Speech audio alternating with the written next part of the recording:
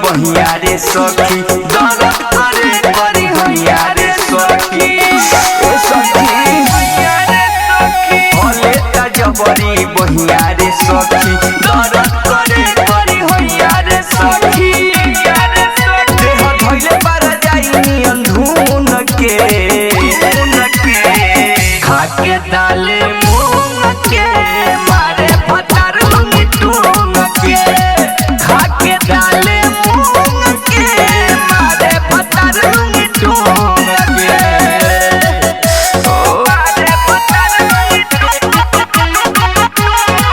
के मारे फटार लंगी टूंग के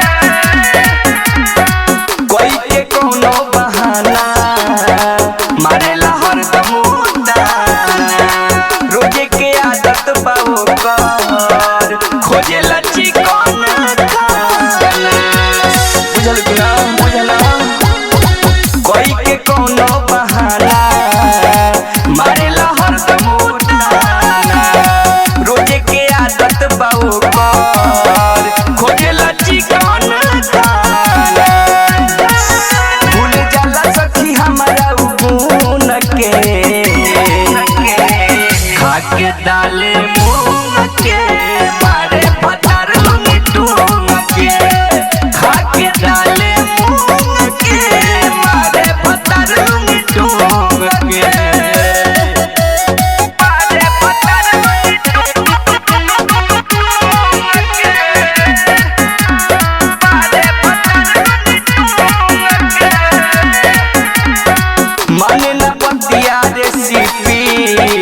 हाई हो गेला जब बीपी का जाने कौन सवती न के बाटे लगवले रे बीपी बुझल कि ना हो बुझना माने ना बतिया रेसिपी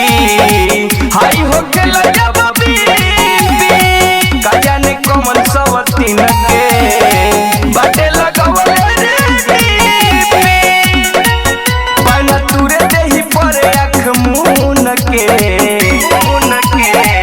खाके डाले मुंह के मारे फटार लंगी टूंग के खाके डाले मुंह के मारे फटार लंगी टूंग